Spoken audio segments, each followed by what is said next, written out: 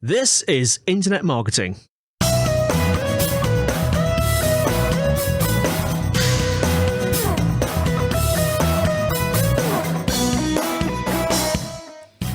Hello and welcome to the Internet Marketing Podcast. My name's Kelvin Newman. We've got a great show lined up. We always bring along great guests, people who really know what they're talking about. We get two guests together and I ask them a bunch of questions, which I hope is going to help you take your marketing to the next level. So who have we got on today's episode? Well, we've got Cory, Henke and Jyll Saskin Gales, and the pair of them and me are going to be talking about video advertising. So all you need to know about video advertising right now if you want to be successful online. So I'm joined by two great guests today, and we're going to be talking about a variety of things. But we're going to kind of start off by getting our guests to kind of introduce themselves. That's what we always do. I think it's a really interesting way to set the scene of who they are, what their background is, and how they came to be working in this interesting world of digital and internet marketing and advertising. So I'm going to come to Jyll first. Is that okay to kind of get what's the quick history of Jyll for someone who may well have never come across your excellent work before? The quick history of Jyll. I'm Jyll with a Y, and I'm a Google Ads consultant, coach, and teacher. I actually worked at Google for 6 years as part of the large customer sales organization, left 3 years ago, and started my business shortly thereafter. So I started by posting TikTok videos about Google Ads, was fortunate to go viral pretty quickly, started helping small businesses set up Google Ads. And then over the last 3 years, my business has evolved so that now I do one-on-one coaching, corporate training, and I offer some Google Ads courses. That's really interesting. I think that kind of route of, that experience of having worked on the support side, I imagine gives you a huge amount of kind of insight of the common problems that people are facing and the challenges that they've got. So I'll definitely want to tap into your experience there and learn a little bit more about the TikTok stuff of how you've used that to spread the word as well. But we'll come to that in a second. First of all, I'm going to get Cory to kind of tell us a bit about Cory and the story of Cory. I'll hopefully give you the quick version, but I started in advertising in 2007, working at a direct response agency called ID Media. From there, bounced around a few places, but got recruited to work at another agency in Utah. From there, met some valuable e-commerce brands, which helped me start my own business, which I've been running for 7 years now. And, primarily e-commerce at our agency, the differentiator for us is analytics. And so I love Power BI. I love connecting all the platform data. And that's what, really makes us special in our secret sauce. And I'm so excited to be here next to Jyll and Kelvin. So let's get started. Yeah. So, I think that's it. There's so many different areas of digital advertising now. I think it's one of the things that's really exciting to me. It feels like there's been a huge amount of change that's gone on in the last couple of years, both in terms of kind of user behavior and the ways in which people are interacting with content, but also the platforms themselves and some of the advertising formats that they're. Jyll, what's some of the things that have been on your list that's kind of like in the last, 6 to 9 months that like it's been much more of a part of your job and much more of a part of the coaching and training that you've been providing that wasn't so much the case even a year or two ago? What's some of the things that have been, the big trends for you? Yeah, big trends in the space will probably surprise no one. I would say on the advertiser side, it's more and more automation, more and more AI, both in platform and with third-party tools like ChatGPT or Gemini that are becoming more popular, really changing the way we do our jobs. Advertisers have less control than ever before, which can feel uncomfortable, especially for those of us who've been doing this a long time. But then, of course, automation and AI opens up a lot of opportunities as well, depending on how you choose to look at it. I choose to look at it as an opportunity. So that's one big change. And then another big one, of course, from the user side is privacy and privacy regulations, things like consent mode in Google Ads, for example, different regulations in the EU. So that's been another opportunity or challenge, depending on the way you choose to look at it as well. Yeah, no, it definitely does feel like that kind of privacy and the consent mode stuff is one that like it's quite easy. It feels like those sort of areas where you can take a step away for 6 months, or maybe if you're kind of like a generalist and kind of step back into doing a bit more kind of paid advertising side. It's like, there's a lot to kind of that pick up there as well. Cory, is it similar kind of patterns for you there? Does that resonate with you in terms of some of the areas that you've been dealing with more now than perhaps in the past? Yeah, it definitely resonates. But I think, like you said in the beginning, our industry has grown so much and it is so vast. And so with me working directly with clients across multiple platforms, I think the biggest change for me has just been the advancement of video. I remember talking a lot about YouTube 5-6 years ago, and it was kind of just like cat videos, dude. Great. And, today it's just like it's become mainstream where it has to be a part of, your media mix. And I think the other advancement, I've seen is that I used to talk about YouTube and that long form as like one of the most valuable impressions on the web.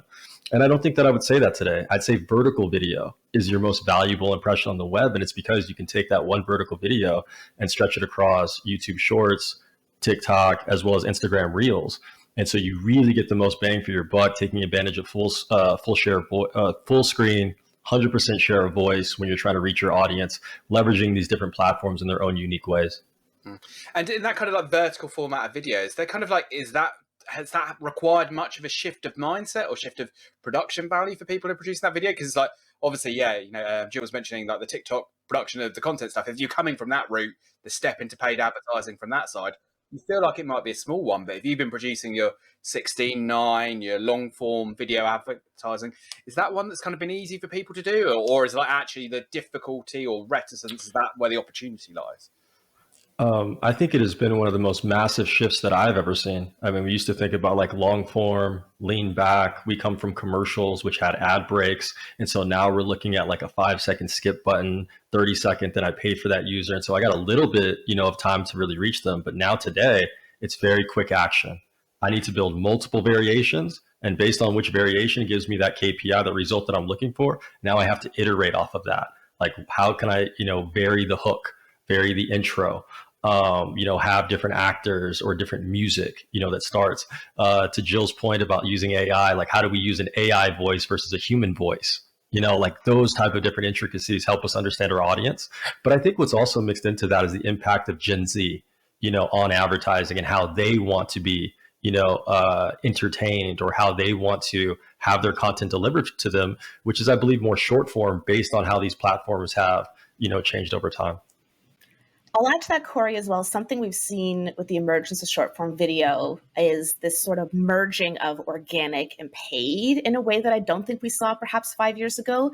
We see the disciplines of SEO and SEM overlapping more and more. And I think whether it's on Instagram or on TikTok, we're seeing a real overlap of organic and paid specialty, because the thing they have in common is the content. And if the content sucks, it's not going to get organic reach and it's not going to drive good paid results. So I'm also seeing this real shift in the skills that we need as PPC practitioners. I would say a few years ago, you did not need to know anything about video production. You didn't need to know anything about writing copy. And now I would say that's not the case. To run a successful agency or be a successful business partner, you have to have these skills that Cory was just talking about in experimentation and testing and iteration and creating really effective, engaging video.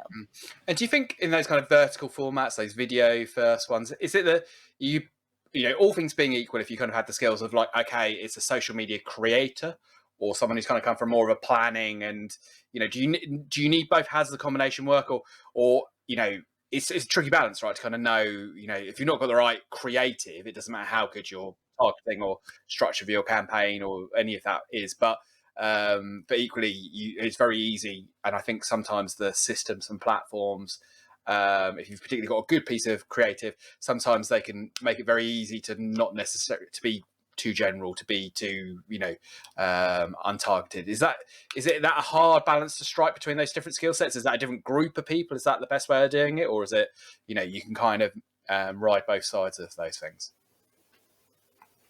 I think it's it always goes back to that same answer. Well, it's going to depend.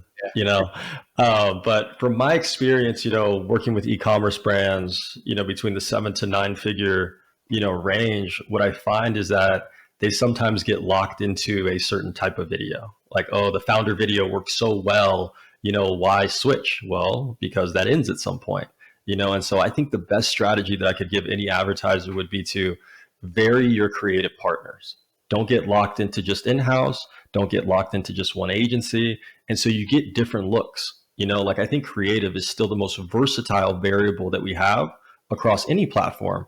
And so why not try to find what really works for your audience by testing into multiple areas? But that's what I'm seeing today, is sometimes we get stuck doing the same thing over and over again, instead of finding new ways, to reach them and saying, wow, I didn't think that would work, but that worked because we've always been there. I think as just marketing professionals, where we think, oh, this version, I've seen it work 1,000 times and it doesn't work. And then it's the one that we didn't pick.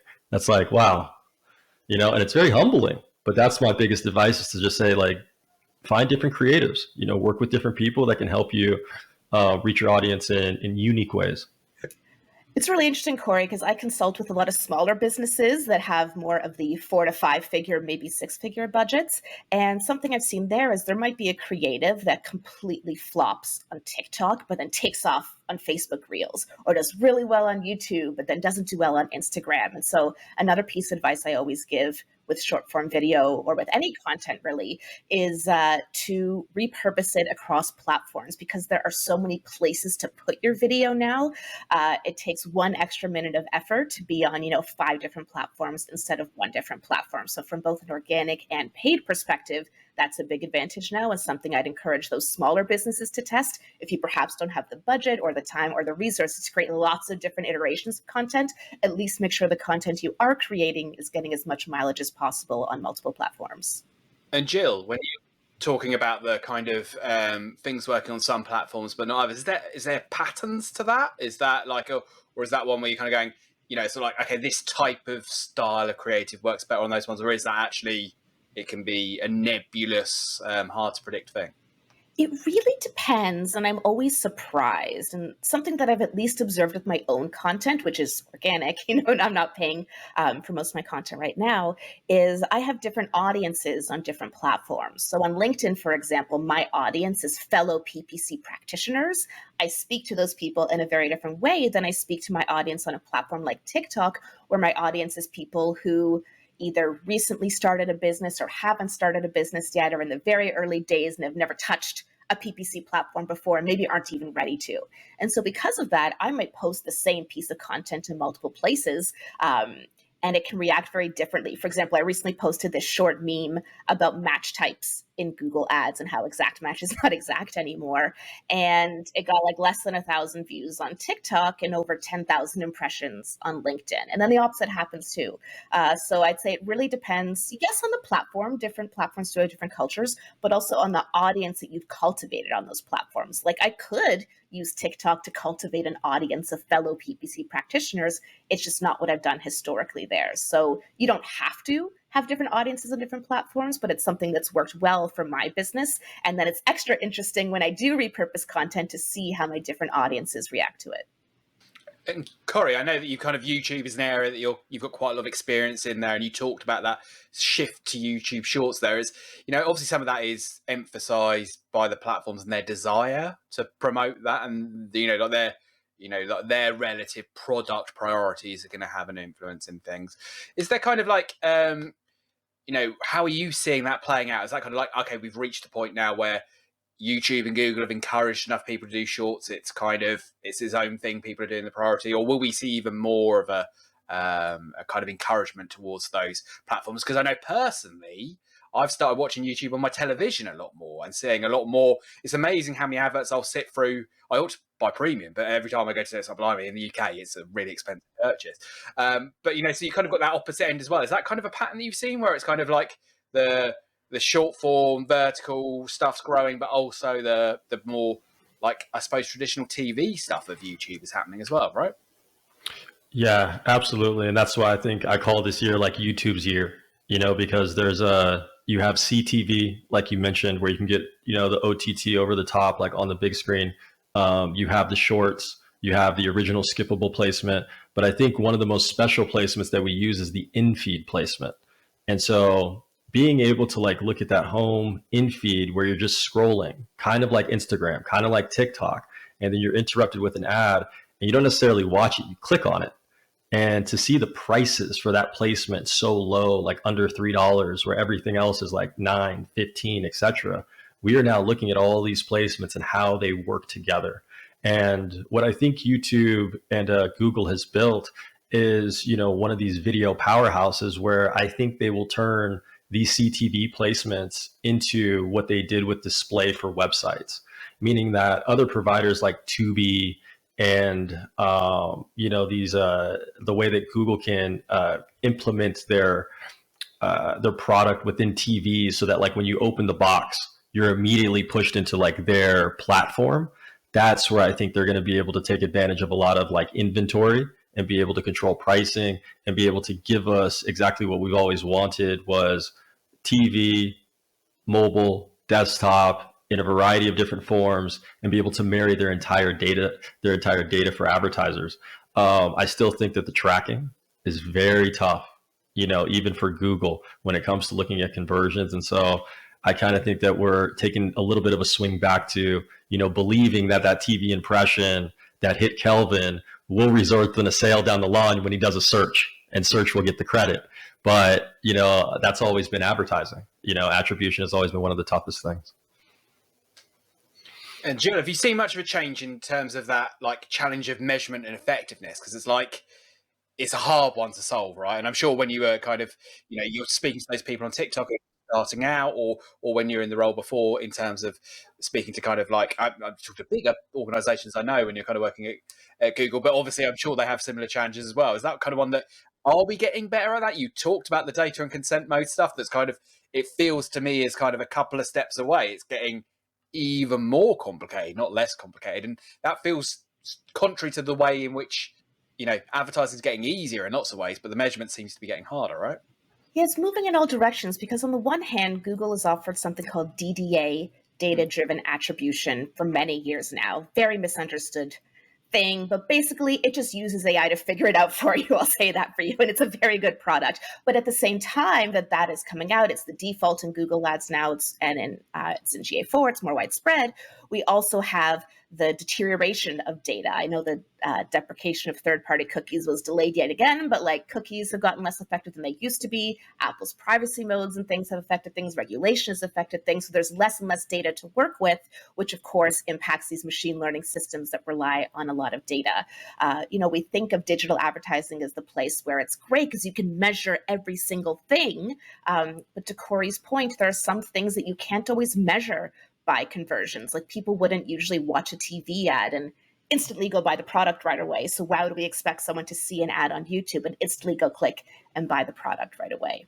There's that old saying, who was it again? I know I'm wasting half my ad budget, I just don't know which half. I don't think we're in that world anymore, but like, you're probably still wasting 10 to 20% of your ad budget and you don't know which 10 to 20% it is. And I don't think that'll ever go away. And so getting comfortable with that little bit of ambiguity can be difficult, but is necessary if you want your business to grow.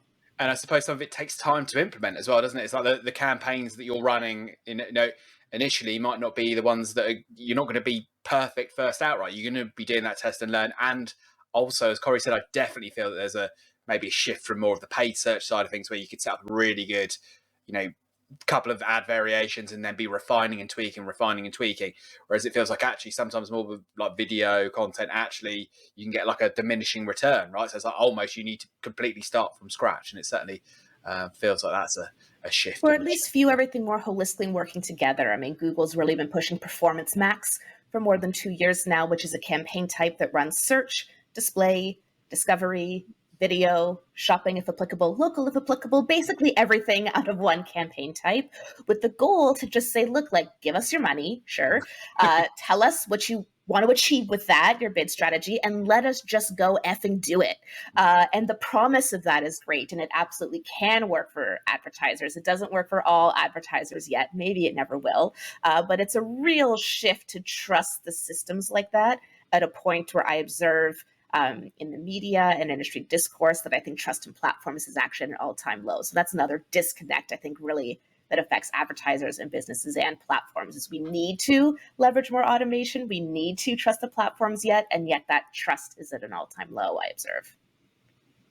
Yeah, Cory, have you seen that as well? That kind of like, because I know there's this kind of, I suppose it's difficult, and I suppose sometimes when talking to the industry, going to events and, the kind of social media networks around, it's like, the best of, or the most experienced people in advertising are the people who are going to lose, not necessarily the most, but understood it the most, right? So the simplification process, which is the intention, which is maybe for the average beginner or the like average advertiser, might not be the kind of people who are like very familiar with the systems. And they're not the mean average user, right? They're not the median average user. They're the power users. And yeah, I suppose what the platforms need to do is, in rightly or wrongly, they're making a decision to make it as easy as possible. Have you seen that kind of like reticence or lack of trust in some of the functionality that's been rolling out?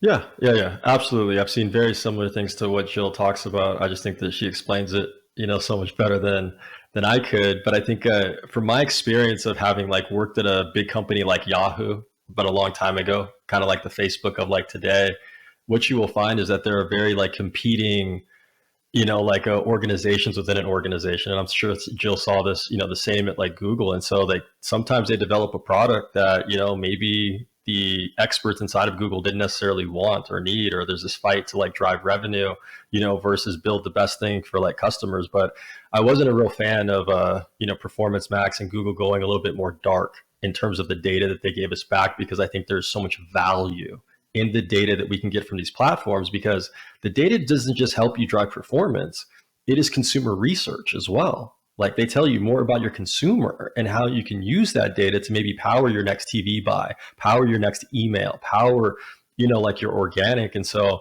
what we try to do like with analytics is really pull out every single piece of data set that we can. We try to compare across platform. And like you mentioned earlier, why does this video work well on Facebook, but doesn't necessarily work well on TikTok? Like, how do we really gear our creative for like different platforms? And so we as marketers and advertisers have no control, over these platforms changing and optimizing the way that they do to drive revenue and satisfy their shareholders. All we can do is optimize our practice. But the thing that I look at is that, ChatGPT and some of these AI tools are great. But if I go to ChatGPT and say, hey, can you media buy for me? Can you tell me which audiences to target? Hey, here's the performance, man. Can you tell me what to do next? It falls kind of flat on its face. And it really shows that this human, this marketer, this advertiser that does the media buying, is sort of has to be an expert or has to learn or has to be very learning, education driven to stay on top of some of these changes and really execute the best for their advertisers. So it's a very unique time, and I enjoy every little bit of it. Fantastic. And I think we could talk for hours on this, and it's a really interesting one, but I'm very aware that we kind of go, okay, we're going to do about 20 minutes and we're already through that. So, but really, really excited. But I know that like great experts like yourself are going to have like a recommendation of a resource. So I always ask our guests to kind of go, well, what's a book, a website, a tool, something that someone could go off and have a look at if they've found some of the things interesting they or just found our guests interesting. So Jyll, is it right to come to you first in terms of a thing you'd recommend people go and check out online? This may surprise people, but my favorite resource is the Google Ads Help Center. Yeah. There is so much information there. And as someone who's been working in Google Ads for more than a decade now, in addition to other experts, of course, that's where I learn the most new things. I'm actually doing a series on LinkedIn right now where I'm diving deep into the Google Ads Help Center to pull out different nuggets or controversies or things. So if you haven't checked the Google Ads Help Center in a while and you use Google Ads, just dive in there. There's a ton of great information and a ton of hidden gems. I think that's it. There's so much great sort of documentation and resources around that. It's sometimes easy to forget, like you might be judging it on how it was 3, 4, 5 years ago and rather than what's there now. So that's definitely a good one. And Cory, any kind of particular recommendations of places that you'd go to suggest people go check out? I've got a few, I think I think working with people like Jyll, kind of sit at the top of my list, just working with experts, and hiring people for their expertise and their experience. I think paid media pros on YouTube, Jyll, Michelle and Joe, two great people that continue to push out amazing content. I always go to them if I need to learn anything, specific to the platform. I think Optimizer, their YouTube channel brings it in terms of like different experts from different areas, but I still think that you will get the most value if you're a paid media professional. You're already doing media by going to conferences like yours, Kelvin, and so congratulations on like the hero, congratulations on the hero conference, acquisition, because I think getting in person, meeting people, learning from them. It's one of the reasons why I moved back to Utah, is to spend more time face to face with my clients and not do, some of the Zoom meetings. And so I think getting out there to conferences and learning and being able to come up and ask like key questions during or after, I think is, where you grow the most and where I think I've grown the most, in the past like 10 years. Fantastic. And Cory, if people want to kind of keep in touch with you or see what you're up to, what's the best places they can do it? We'll drop these into the show note links as well. But in terms of the people who are listening along, if they want to hear more from you. Yeah, I'm a helper. I like to give away all my knowledge. It's just I don't necessarily have like the best social, I guess you could say, because, trying to run a business at the same time. But they can find me on Twitter at Cory Henke, on LinkedIn, and then also variable.media, is a great way if you want to fill out a contact form and set up a meeting. But yeah, those would be the ways. Thank you. Fantastic. And Jyll? If you go to free.jyll.ca, that's JYL.ca, that's where you can sign up for my Google Ads newsletter or learn more about my podcast inside Google Ads or other ways you can find me on social media, etc. So free.jyll.ca. Fantastic. Well, thanks so much both for joining us. Like I say, I took a huge amount away from that. I'm sure our listeners will have done as well. And viewers. I say listeners all the time, but it's listeners and viewers. I know we've got people watching, so I'll give a little wave to the people who are watching. But if you're listening, you can't hear the wave. But yeah, thanks so much on that side of things. And yeah, two great guests. I've really enjoyed their time here, and I hope you've enjoyed listening to them. And we'll see you again on a future episode very soon, everybody. Thanks very much. Thanks so much for joining us for today's episode of the Internet Marketing Podcast, produced by the team behind BrightonSEO, the world's largest specialist digital marketing conference covering SEO, PPC, paid social, web analytics, and content marketing. If you want to find out more about us and the show, you can check out the website, internetmarketingpodcast.org. And if you've not already subscribed to the show, you should hit that subscribe button. And can I ask a favour, if you are subscribed and you're enjoying the show, can you leave us a review wherever you're watching or listening to the show? And if you want to get in touch, become a guest on the show, or just generally feedback about what we're doing, you can always email me. That's kelvin@brightonseo.com. So KELVIN @brightonseo.com. Or, of course, you can contact me on social media. So at LinkedIn or Twitter, my usernames are Kelvin Newman. See you soon.